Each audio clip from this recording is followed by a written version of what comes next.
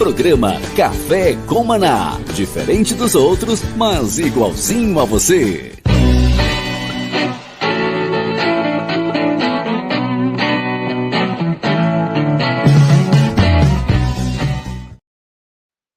Shalom, graça e paz, que bom que você está ligado, sintonizado na Rádio Sara Brasil FM, a rádio que apura a unção de Deus. Um abração para você que nos acompanha, muito obrigado pelo seu carinho, pela sua audiência. Um abraço ao Denis, que já nos coloca no ar e também nos tira todos os dias. Um abraço a você de São Paulo, a você na Grande Florianópolis, a você do Rio Grande do Sul, a você que nos ouve no Rio de Janeiro, parte de Juiz de toda Juiz de Fora e região, em Minas Gerais. Um grande abraço do meu coração para todos vocês. E vamos seguir nesse tempo de edificação, alinhamento da bênção, da palavra de Deus. Eu fico muito feliz de poder estar com você todos os dias, iniciando esse programa que já é uma marca aqui na nossa região, certo? E chegou agora já o Bispo Rob. Queridos, estamos no YouTube e também no Instagram, tá? Café com Maná. Segue aí a gente, vamos divulgar, vamos crescer, vamos para cima. Bom dia, Bispo Robinson, de São Paulo. Bom dia, Pastor Kennedy, bom dia aos nossos ouvintes, todo o Brasil, né, para todos aqueles que nos ouvem também no Café com Maná, nosso programa do YouTube, que Deus abençoe poderosamente. Amém, será um dia abençoado, sim, com toda certeza. Nossos amigos estão chegando, certo? Daqui a pouquinho no ar, hoje o Bispo Paulo Renato, voltando, saiu do departamento médico, estava contundido e está pronto para o game, o jogo hoje, vai entrar em campo com a gente, né? Está se arrumando ali, calçando as chuteiras do jogo. O Bispo João, com certeza, também está vindo aí e vai participar do programa com a gente. O Bispo Hugo está temporariamente ausente por motivos pessoais e matrimoniais, né? Um grande abraço a ele, onde ele estiver, que Deus o abençoe, em nome de Jesus. Então, Bispo Robson, conta as novidades, conta-me tudo, não esconda-me nada. Eu vou ler aqui a devocional da Bispa Lúcia, enquanto os nossos parceiros de programa não estão conosco. Diz assim, ora, a fé é a certeza de coisas que se esperam, a convicção de fatos que não se veem. Hebreus 11:1. Aí vem a devocional, em momentos de dificuldades, é a fé que nos sustenta e nos dá esperança. Mesmo quando tudo parece estar desmoronando, a fé traz a convicção de que dias melhores virão, que há uma luz no fim do túnel. A fé nos permite ver além das circunstâncias presentes e nos agarrar às promessas de Deus. Mesmo quando não conseguimos ver o caminho à frente, podemos ter certeza de que Deus está trabalhando para o nosso bem. O Deus de esperança nos enche de gozo e paz enquanto confiamos nele, capacitando-nos a sermos ricos em esperança pelo poder do Espírito Santo. Muito bom, né? Nós temos que realmente crescer em fé, né? Desenvolver uma fé forte, uma fé que vence circunstâncias, uma fé que nos permite olhar além das circunstâncias, né? Que nos faz nos apegar fortemente às promessas de Deus. Que seja assim, né? Amém. Que seja assim, sim, com certeza, em nome de Jesus. Quero mandar um abraço especial para o Bispo Marcos, lá de Cascavel, Marcos Prado, meu primo, né? Somos primos, entendeu? Então, Deus abençoe aí meu primão, Bispo Marcos Prado, ouvindo a gente lá em Cascavel também. O pessoal já começando a entrar no YouTube, no canal, para nos seguir, para nos acompanhar. Gente, o tema hoje é do Bispo Paulo Renato, ele está chegando, certo? Mas enquanto ele não chega, certo? Enquanto ele não chega, pode ter acontecido alguma coisa na internet dele, porque já era para ele estar aqui, né? Aí chegou o homem. Falando mal de mim aí, né, rapaz? Falando de você, da sua importância, do seu futebol, entendeu?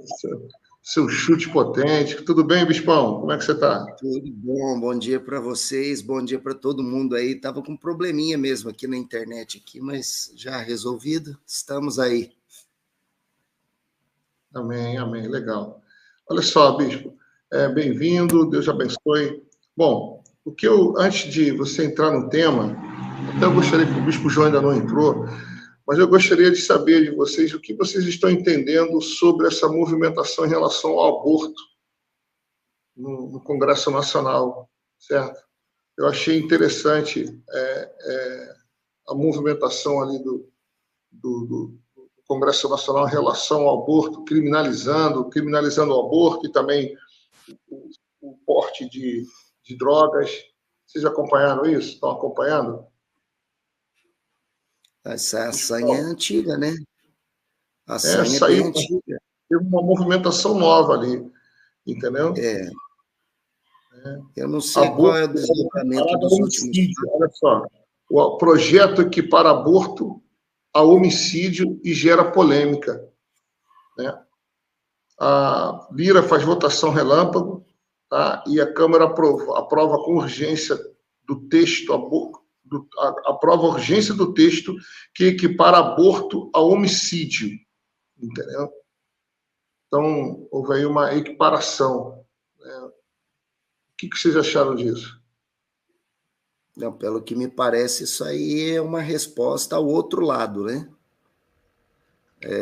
Equiparar o aborto ao homicídio. Isso aí, para mim, é uma resposta ao outro lado.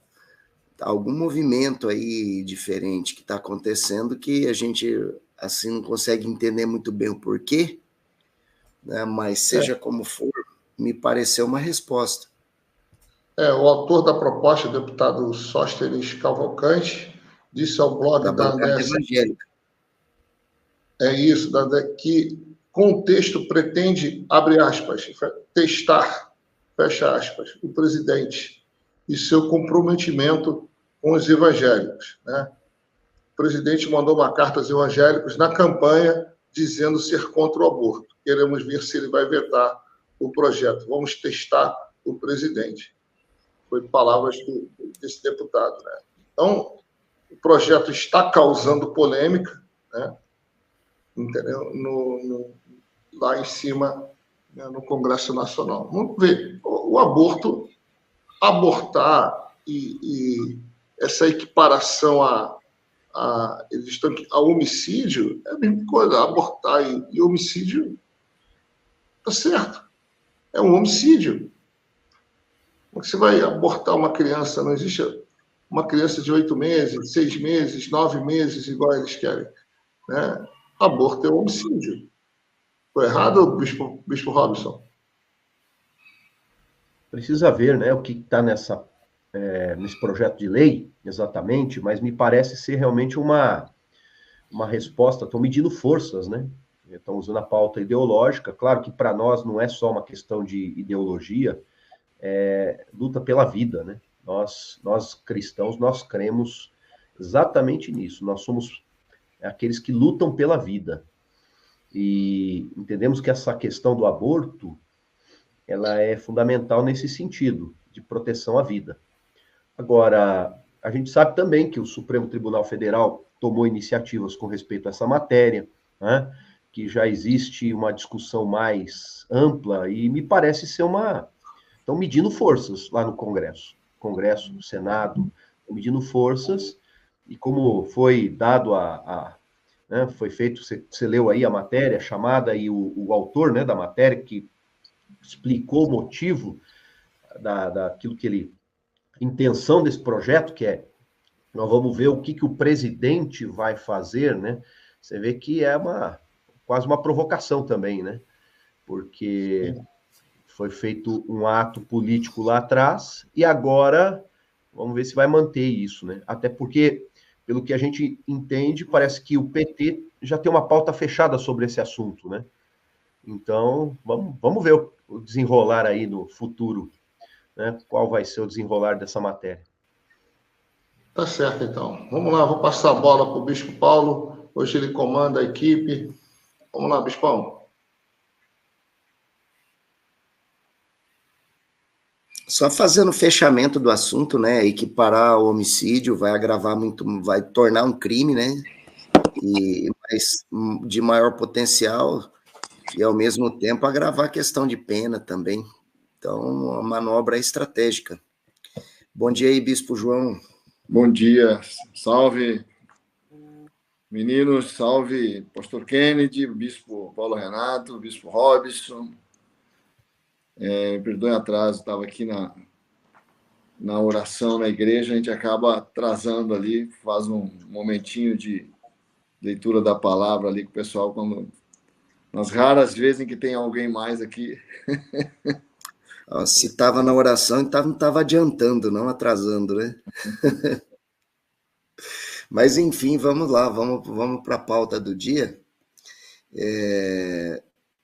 A gente ultimamente tem procurado dar ênfase no programa para pautas mais teológicas, né? Coisa mais ligada ao assunto do cristão, do dia a dia do cristão, da igreja, em relação à fé. Mas andam acontecendo alguns movimentos que eu acho que é interessante a gente voltar um pouquinho para a geopolítica e dar uma analisada no cenário, nos últimos desdobramentos que andaram acontecendo, em especial na Europa, né? E todo mundo sabe que a Europa hoje, ela é um berço do progressismo, ela tem uma influência muito forte em seus governos da nova ordem mundial, e o que aconteceu é que agora houve eleições na União Europeia e em alguns países de forma específica, e a gente pôde observar um avanço da direita, né? E uma vitória da direita, inclusive num dos principais centros progressistas hoje, que é a França, né?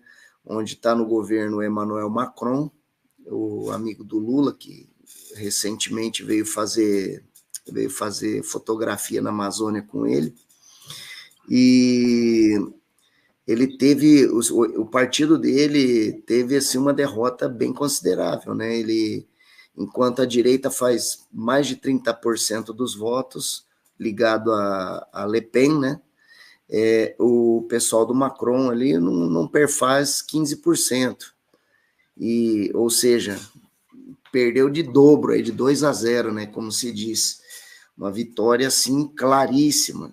Da mesma forma, a gente viu na Bélgica, né, essa situação acontecer, onde o primeiro-ministro belga não conseguiu, com a sua atuação, fazer com que nas eleições parlamentares eles tivessem um êxito e vieram a perder também. E na Alemanha, outro berço progressista, né, onde o Scholz, que era o premier lá, né, também não conseguiu garantir que houvesse uma recondução aí de parlamentares ou de novos parlamentares de esquerda, progressistas, e a direita também tem mais uma vitória muito importante, muito considerável. Lembrando que a gente aqui não fala apenas como direita, embora muitas vezes a gente se identifique com ela, né? Mas a gente fala como cristão, onde as pautas da direita buscam a sua inspiração no geral. E a minha pergunta diante desses fatos é o que vem acontecendo no berço mundial do progressismo de esquerda? O que vem acontecendo? O que justificaria, né, o que explicaria, justificar não, o que explicaria essa vitória? Só dar um toquezinho para o Denis, que o Bispo João caiu, já voltou, está aguardando a ser trazido de volta aqui.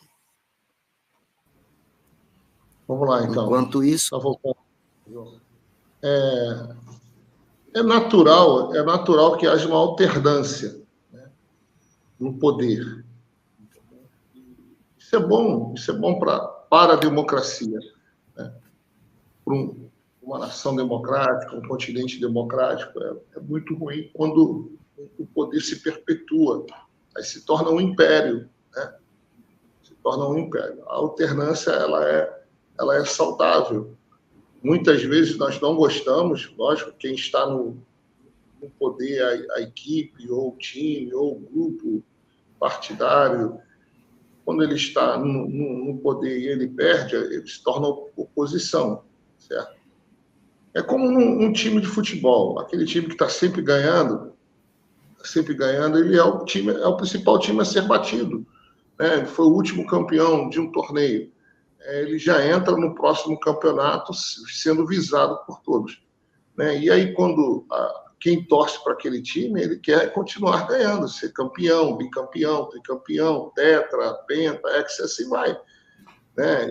E nós vemos que isso também não é bom, né? Porque fica muito chato só um time ganhar.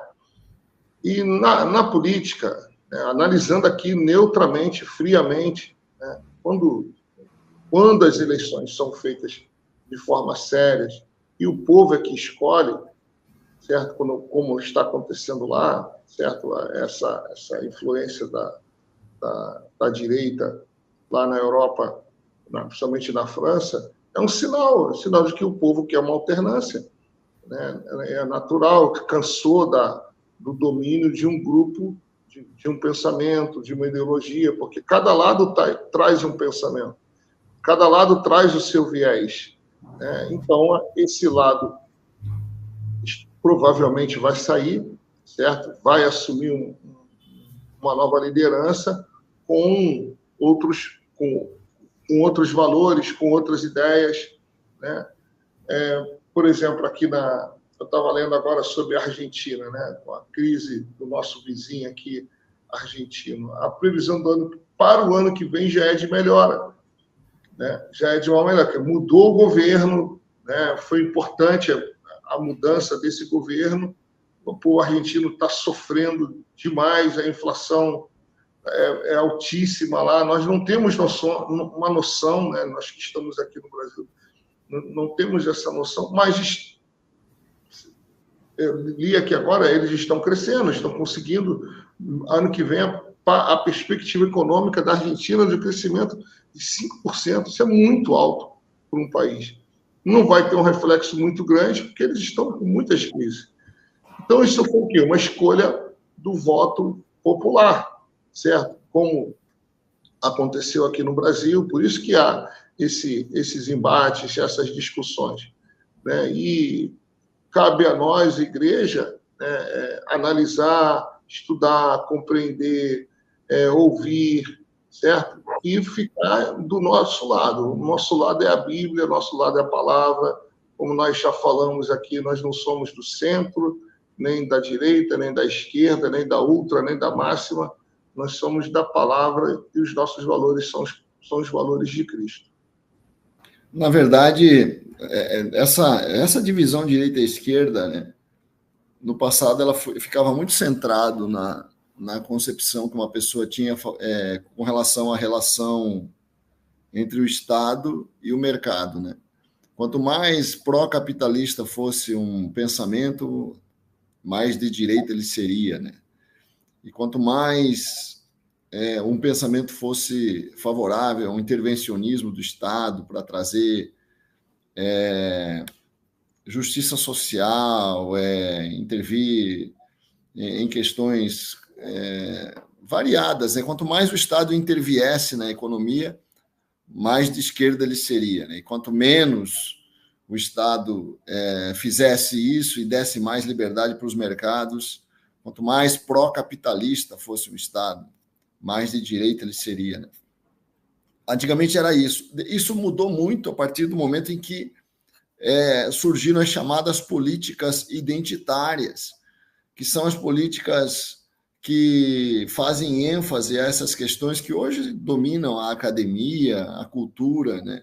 Uma questão da perspectiva de gênero, a agenda LGBT. Hoje, por exemplo, você não consegue mais fazer um filme. Só para você ter uma ideia do que é uma política identitária, né? Você vai fazer um filme, por exemplo, hoje no cinema, quando você vai ser financiado, quando as empresas vão financiar esse filme, eles querem que as diversas identidades que hoje caracterizam o mundo moderno, como um personagem trans, um personagem homossexual, um personagem de determinada... um negro, né? Uma pessoa que haja uma diversidade. Isso é obrigado, senão você não consegue financiar, senão você não consegue apoio. Hoje em dia, eu estava ouvindo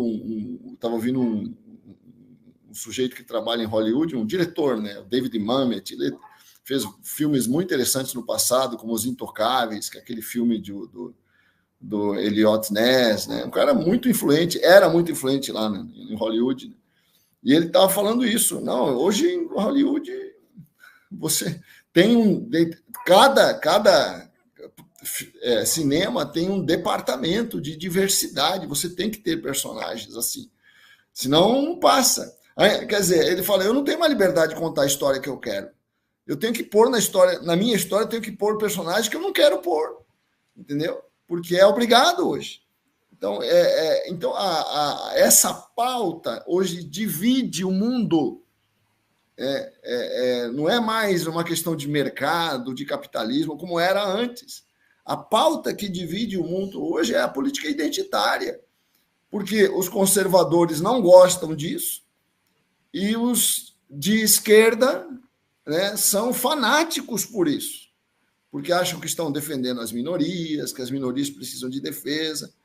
Então, é essa pauta que divide hoje direita e esquerda. Mas, no caso da Europa, eu não teria o mesmo entusiasmo que o Paulo Renato está tendo em relação à França, porque a Marine Le Pen é a favor de aborto, a Marine Le Pen não questiona a questão dessas políticas identitárias em relação à agenda LGBT, por exemplo. Ela, na verdade, na França, o que caracteriza a direita, talvez a pauta, quando eles falam em extrema-direita, é a pauta da imigração.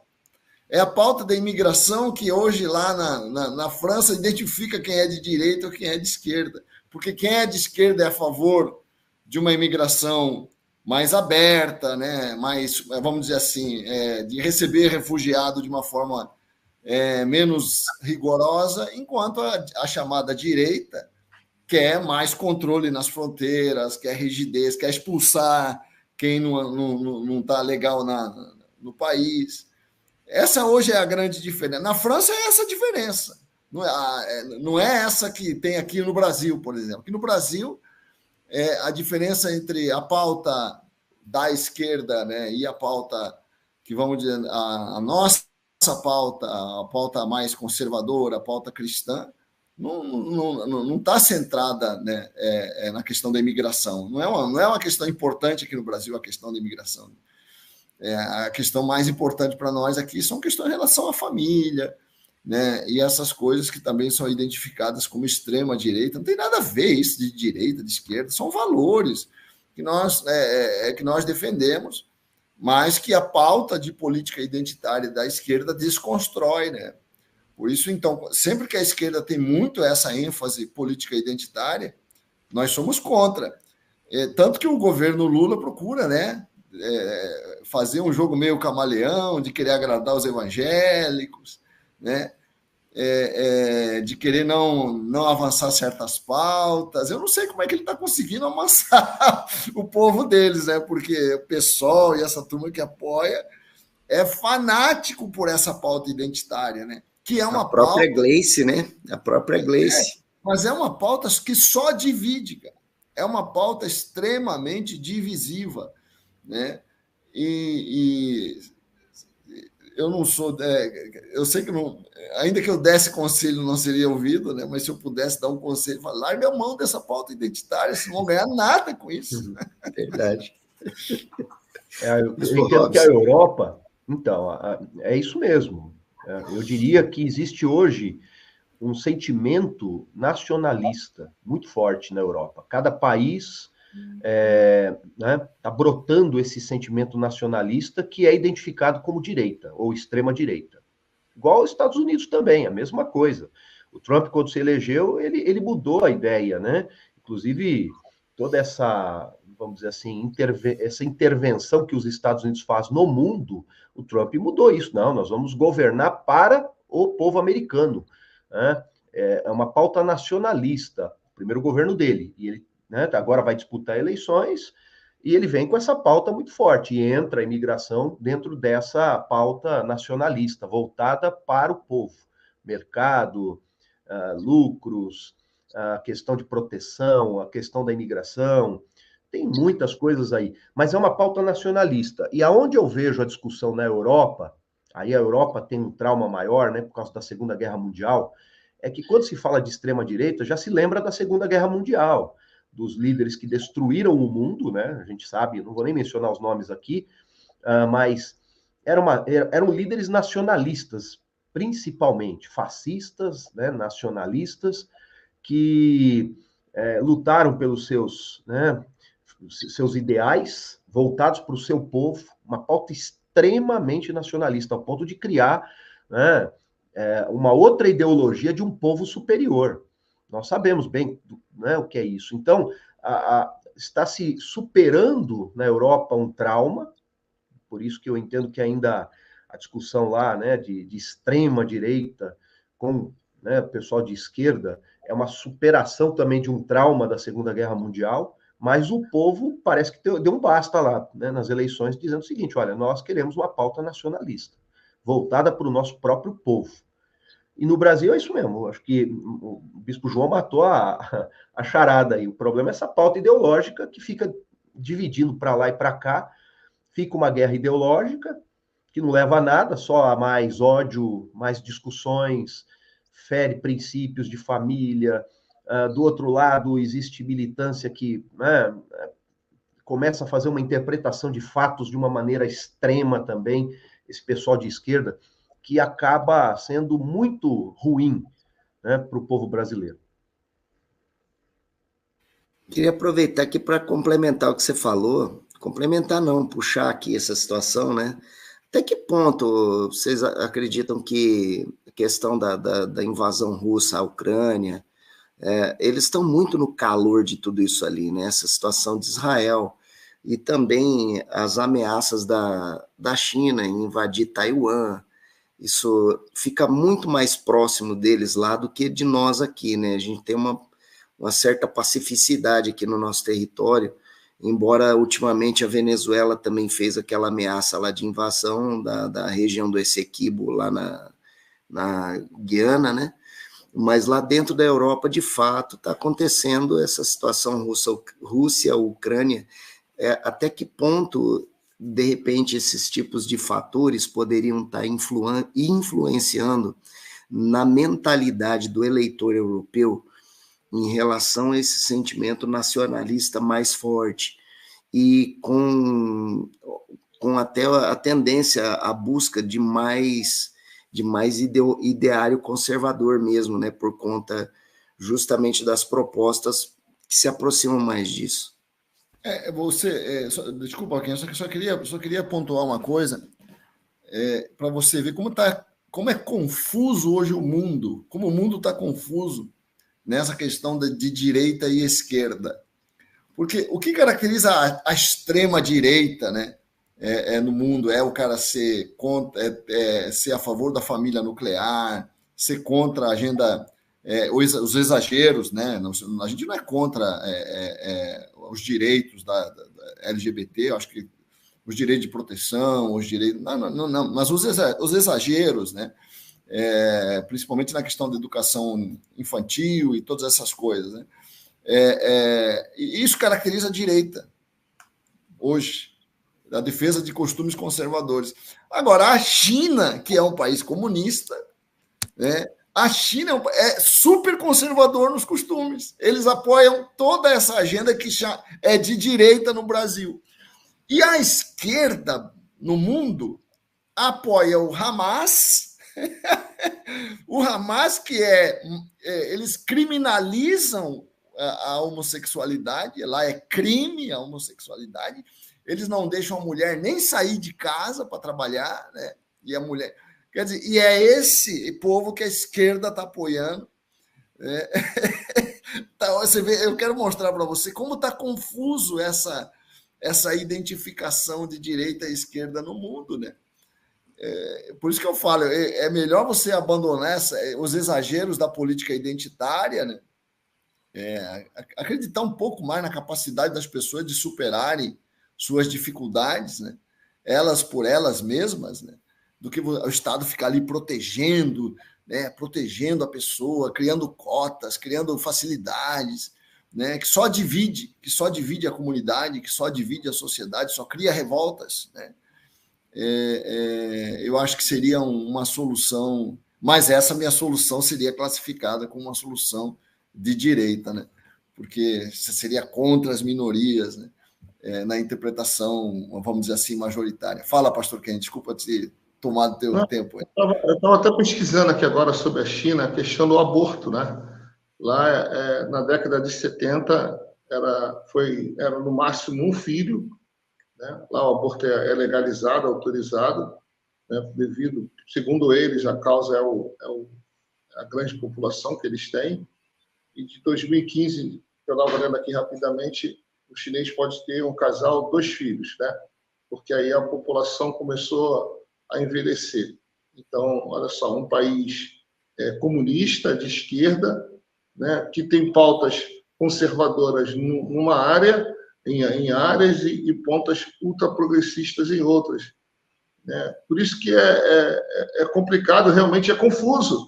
Né? A política econômica da China, né, é mega interessante a gente estudar, analisar como a economia da China, que é um país comunista, cresceu a ponto de ultrapassar até os Estados Unidos, né? Se a maior, hoje, não sei se eu posso dizer isso, mas economicamente eles estão ali, se não empatados, à frente dos americanos, né? E é um país que mudou essa economia política. Então, eu acho que o bom é você tirar não ter um lado, né, e analisar. Por isso que eu perguntei no outro programa o que tem de bom. Por exemplo, a China, que é esquerda, é comunista, eu vejo com bons olhos a política econômica deles, o crescimento. Eu não sei a fundo, eu não estou lá, é uma análise, tá? Poxa, eles eram um país paupérrimos e hoje é um país em franco desenvolvimento e crescimento. Olhando daqui do Brasil, com as minhas lentes, né, positivo, muito positivo. Aumentou a qualidade de vida do povo, a tecnologia lá. É que eles adotaram a economia de mercado, né? Eles adotaram a economia de mercado, embora no estilo chinês, vamos dizer assim, né? A segurança lá. No momento que eles, na economia, eles não são comunistas, né? Então, ó, a segurança lá é um país seguro. Hoje, o nosso caos, nosso maior problema hoje é a segurança pública que não existe. Ontem, o Rio de Janeiro parece filme. Eu sou carioca, gente, tá? É triste ver helicópteros sobrevoando, assim, dando rasante, a linha vermelha, a linha amarela, lá, carros queimando, os grupos terroristas, criminosos, né, também ali dominando o Rio de Janeiro, o narcotráfico dominando o Brasil, né? O narcotráfico brasileiro exporta drogas de violência para vários países do mundo. Essa é uma das nossas principais referências externas. Então, a gente está num momento muito crítico aqui. E aí a gente olha, para um lado, para a China, por exemplo, tem a política econômica interessante, o avanço tecnológico, a segurança, a educação na China é muito boa. É muito boa. Por isso que eu perguntei, tem alguma coisa boa? Ponto aí, viu, Kenny? Eu poder olhar com neutralidade e poder falar. Autoritário, viu? Autoritário, Oi? não tem democracia. A China é um país autoritário, não tem democracia. Tem coisas carga horária de trabalho altíssima, uma série de problemas também, viu?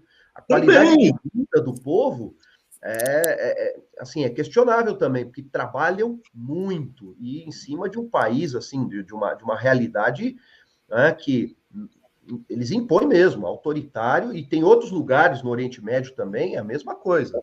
Tá? É o regime comunista, é o regime deles. Mas aí eu pergunto, mas eu estou pontuando áreas, educação, saúde, educação, saúde, segurança e economia. Eles dão um exemplo hoje. Eu estou com as minhas lentes, tá? Com as minhas lentes. E são esquerda. Aí eu perguntei a vocês há um tempo atrás, no Brasil, aqui a nossa esquerda tem alguma coisa boa? Para eu poder analisar friamente, entendeu? Como eu consigo analisar de outros países de longe, porque olhando aqui... Tem ganhos sociais na esquerda. A gente tem que falar que teve ganhos sociais. Por exemplo, a universidade aberta, faculdades, veio no governo de esquerda, teve ganhos, tá?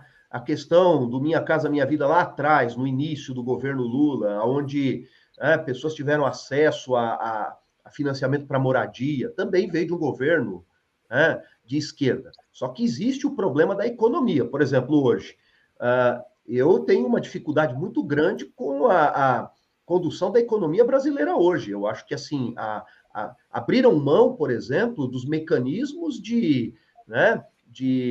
como é que fala? De regulação fiscal. Nós não temos hoje um mecanismo de regulação fiscal, quer dizer, só tem aquela preocupação de gastos.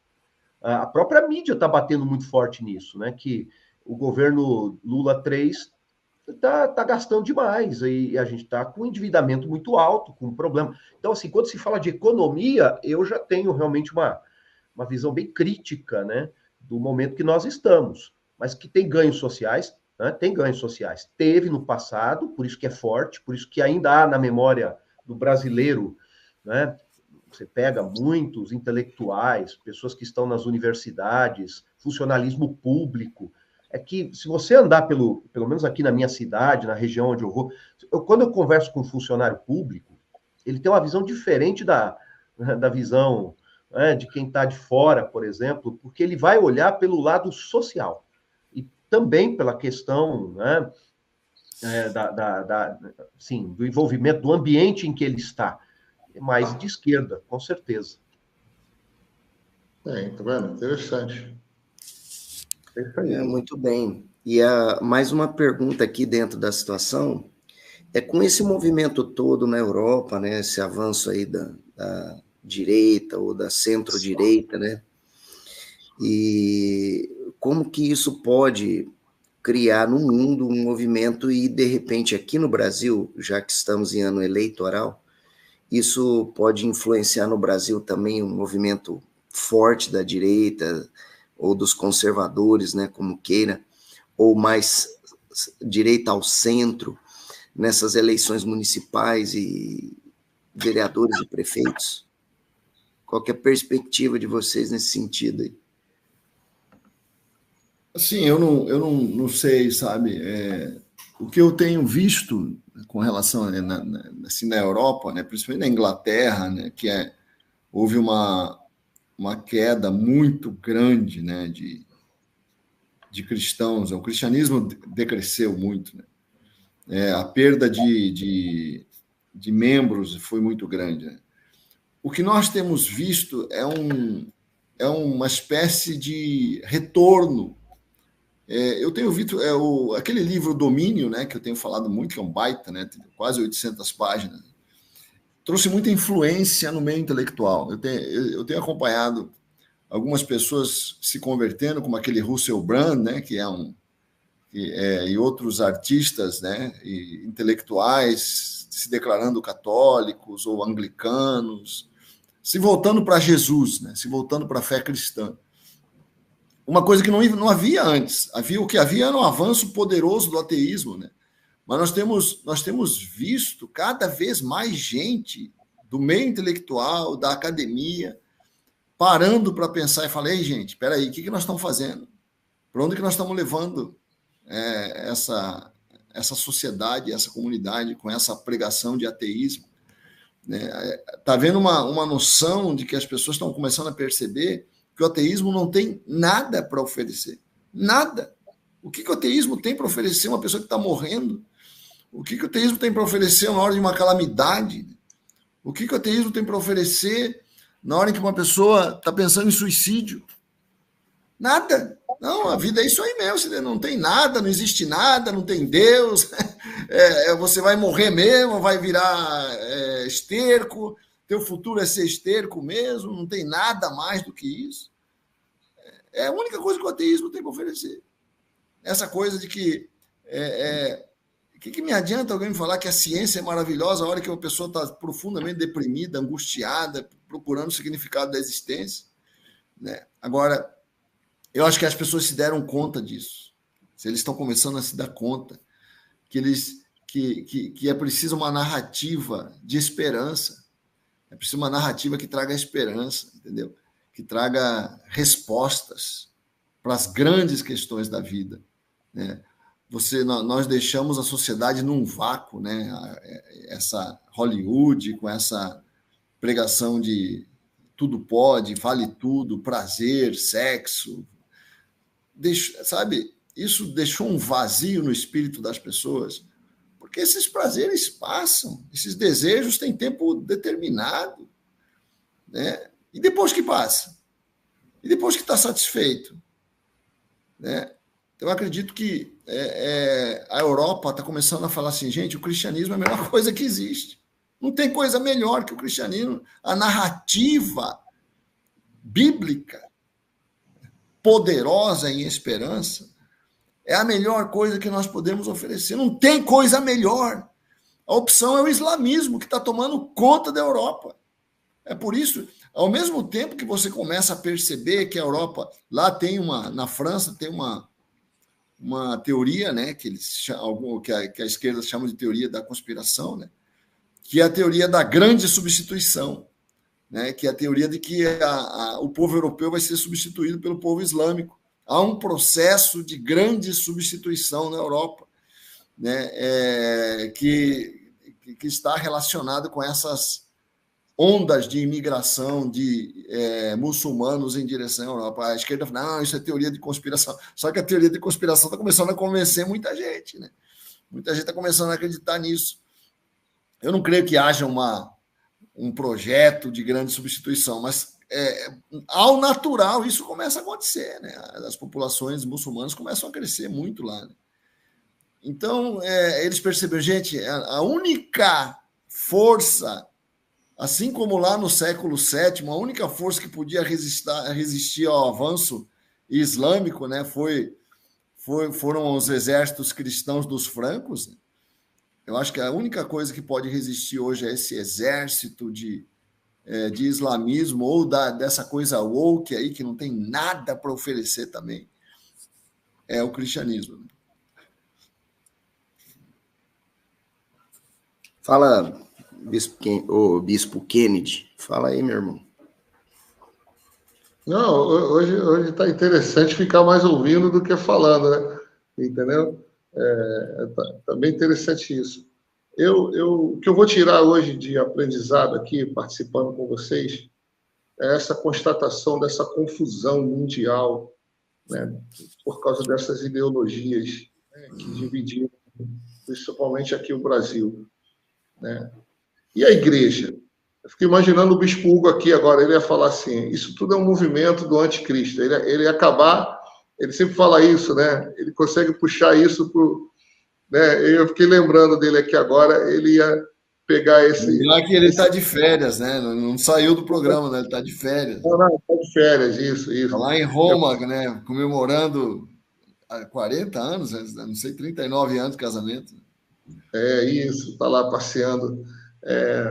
E aí eu estou aqui imaginando como tudo isso apesar de parecer natural, as diferentes opiniões, tudo isso é orquestrado, é pensado, né? Alguém pensou, foram os filósofos, né? Foram homens que pensaram isso, pensaram, planejaram e executaram, né? E hoje nós vemos a humanidade nesse caos, nesse desespero. E a igreja realmente é a única porta de salvação. A igreja é o único lugar que alguém consegue ter esperança, sabe? E eu fico imaginando, por isso que o Bispo Cirino ele fala muito, olha, o Brasil está pronto para a colheita, os campos estão brancos para uma grande colheita. Só que até para colher, você tem que saber usar a ferramenta certa, a palavra certa, a forma certa, né? Tem colheita que você tem que ir Uma vez eu fui aqui na Serra, né? Na época da colheita da da maçã, na Serra aqui catarinense, né? Sabia que tem maneiras de se colher maçã da forma certa? Eu não sabia, eu pensava que era só chegar e arrancar, balançar. Como é que a gente pegava a laranja no pé, balançava a goiabeira e tal? Não, para cada fruta tem uma maneira certa de colher, né?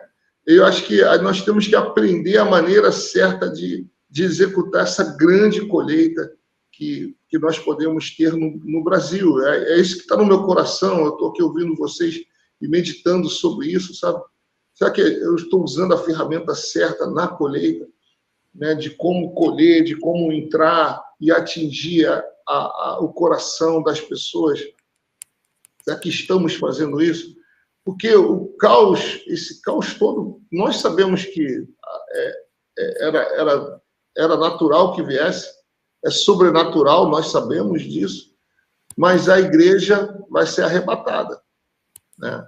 A igreja vai ser arrebatada de tudo isso, né? E a minha função como pastor é levar o máximo de gente para o céu, né? É ir para o céu. Eu falo para a igreja, eu não quero fazer o velório de ninguém, entendeu? Falou, eu nem quero que você vá no meu velório, eu quero ir para o céu antes.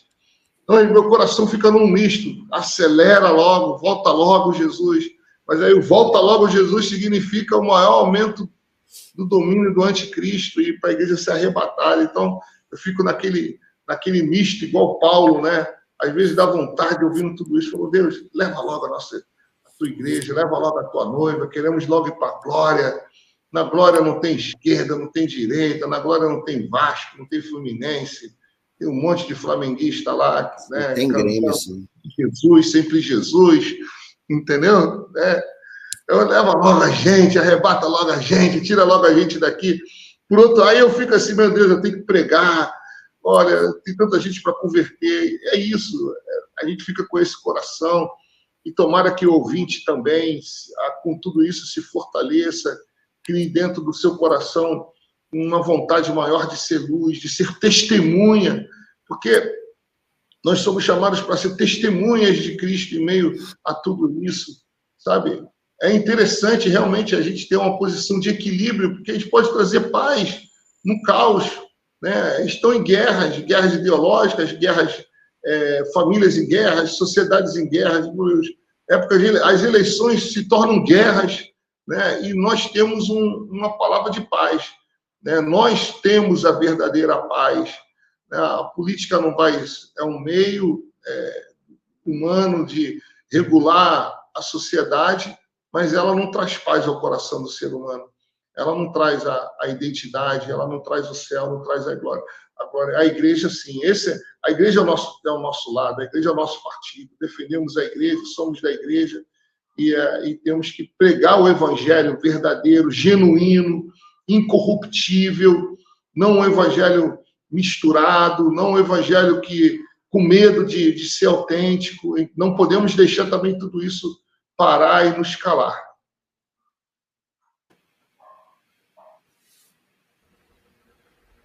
Muito bom, né?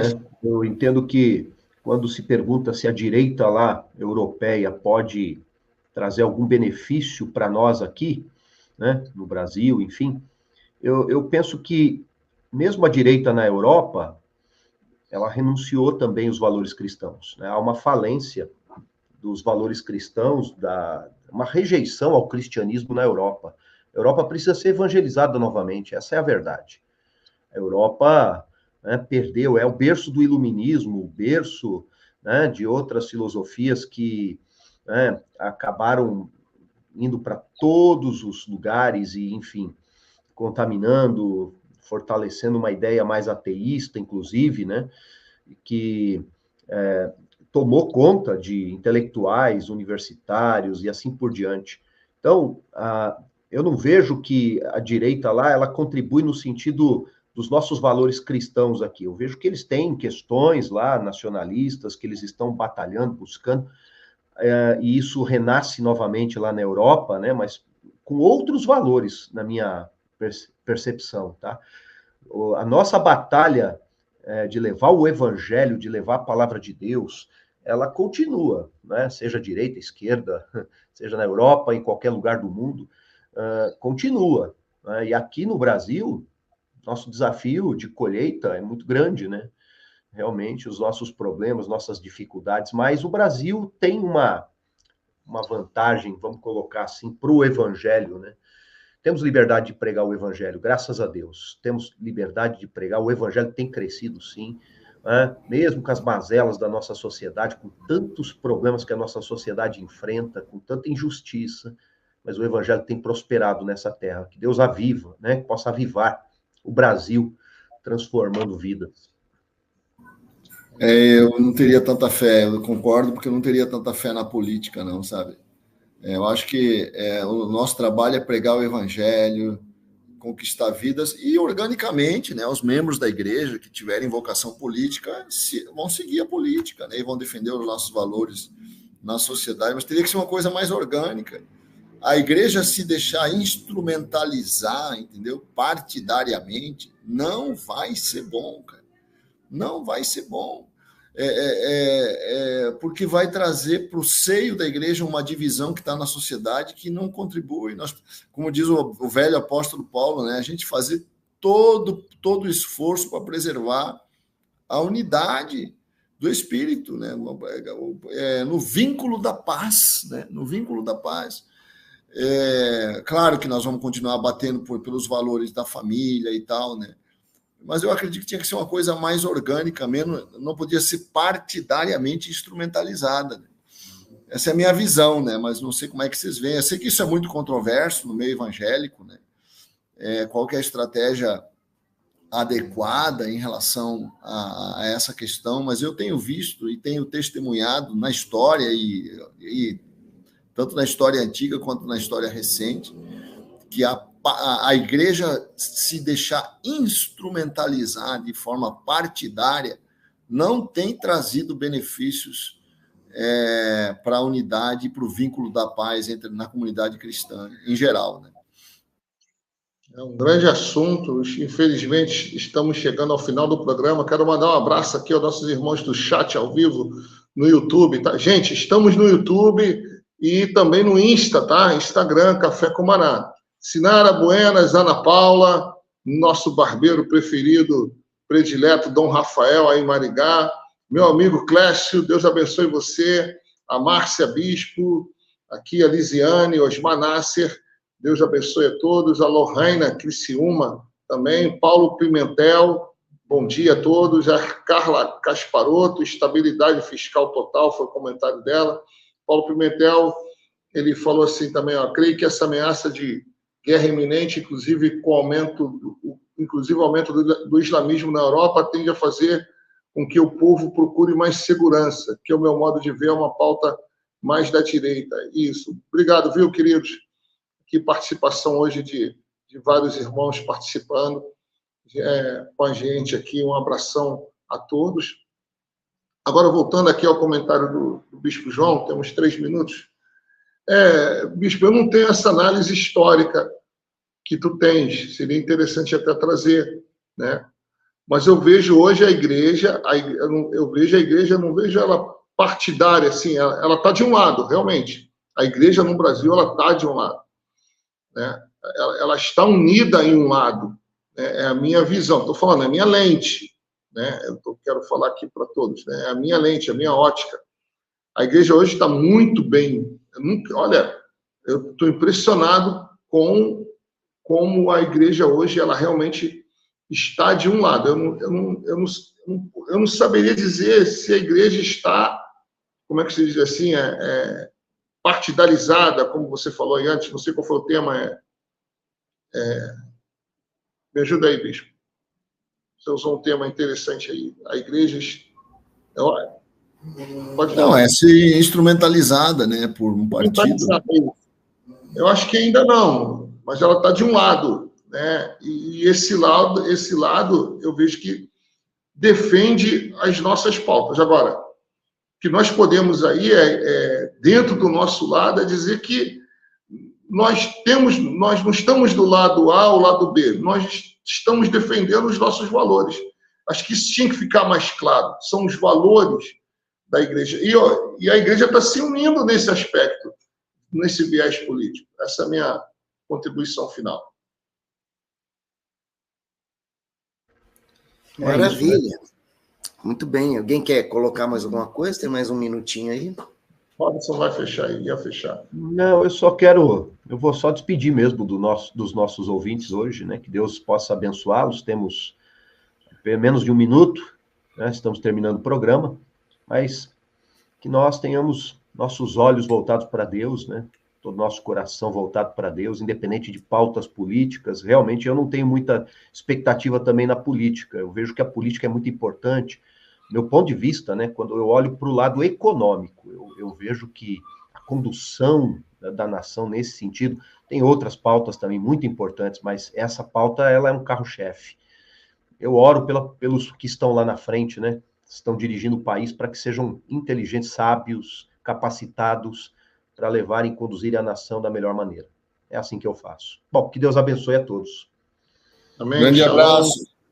Um abração do nosso tamanho. Seguimos no YouTube, gente. Fica aí, tá? Vamos encerrar no YouTube. Programa Café com Maná. Diferente dos outros, mas igualzinho a você. Voltamos ao vivo aqui no YouTube, minutos finais do nosso programa. Quero agradecer a participação de todos, pedir que ativem ali o sininho, marquem o joia, divulguem, certo? No nosso Instagram também. E falar, eu gosto de pontuar, quando nós tocamos nesses assuntos, né, que não são assuntos religiosos, mas nós tocamos porque a igreja está inserida na terra. E nós temos que discutir esse tipo de assunto com o nosso ouvinte, porque eles discutem, né? E é bom que as pessoas ouçam as nossas opiniões, como nós pensamos. Lógico que longe de nós representarmos a igreja na totalidade, né? Mas cada um aqui tem um modo de pensar, e é importante. Eu creio que a gente ajuda nesse sentido, principalmente de pacificar. A igreja, pegando ali, a igreja não pode entrar num combate de voz, de ataque. Nós somos pacificadores. Está aí o bispo Paulo Renato, que foi político, né? É um campo de muito ataque. Deve ser ali, fico imaginando, dentro da Câmara Municipal, do Congresso, é muito xingamento, é muito ataque, deve ser complicado viver isso, né, bispo Paulo? Como cristão, né?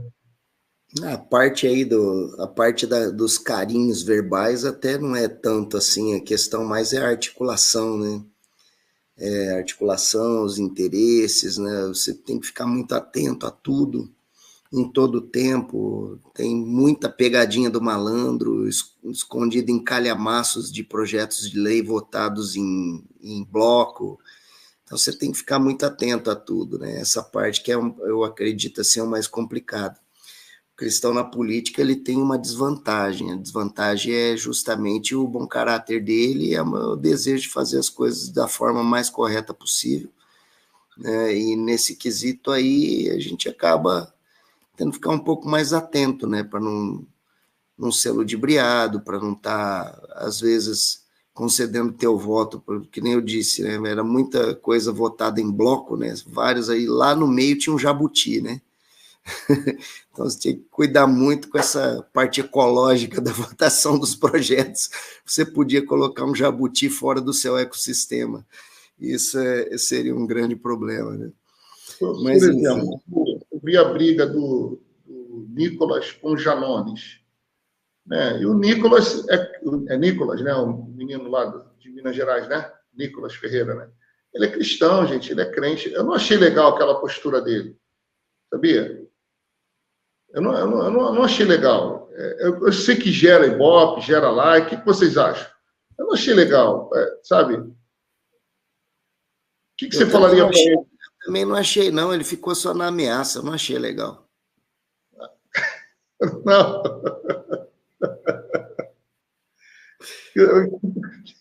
Não é isso. Eu não achei legal. Eu acho que, poxa, aí a gente se iguala muito, entendeu?